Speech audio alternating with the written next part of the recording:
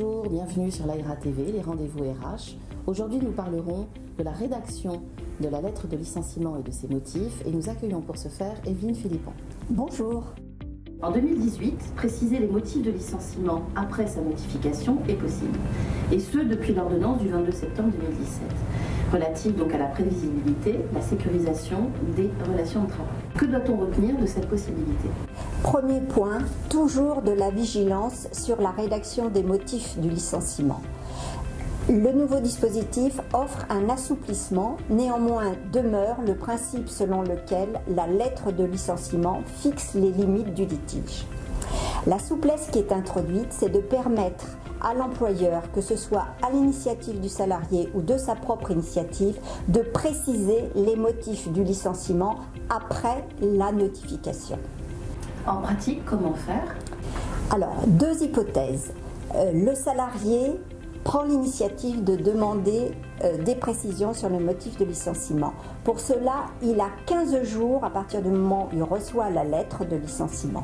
Cette demande se fait par lettre recommandée AR ou bien par une remise contre récépissé. Lorsque l'employeur reçoit cette demande, il a lui-même 15 jours pour y répondre avec le même formalisme.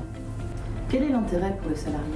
Alors, pour le salarié, c'est la possibilité de pouvoir, par la suite, s'il y a un contentieux, faire valoir que le licenciement est dépourvu de cause réelle et sérieuse et pouvoir demander une indemnisation en conséquence.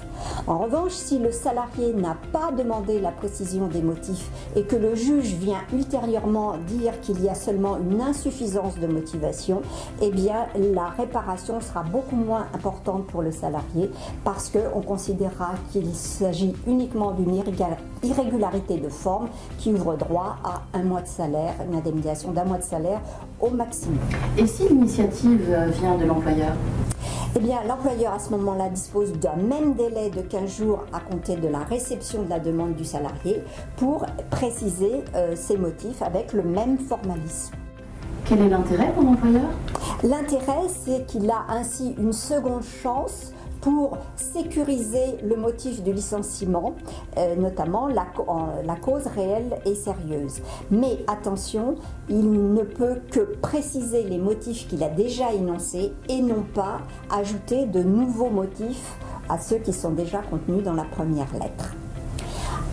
À noter qu'en pratique, le ministère du Travail a mis à disposition 6 modèles de lettres de licenciement, donc par exemple le licenciement disciplinaire, le licenciement pour insuffisance professionnelle, licenciement personnel, licenciement collectif. Mais l'employeur a la possibilité d'utiliser ou non ces modèles, ce n'est pas une obligation. En conclusion, 2 points d'attention. Tout d'abord, l'utilisation des modèles n'exonère pas l'employeur de ses responsabilités. Et enfin, il convient d'adapter et de personnaliser avec soin la rédaction en fonction de la situation. Pour approfondir cette thématique, retrouvez-nous sur laera.fr. Merci Evelyne, merci à vous de nous avoir suivis et à bientôt pour un rendez-vous RH. Au revoir.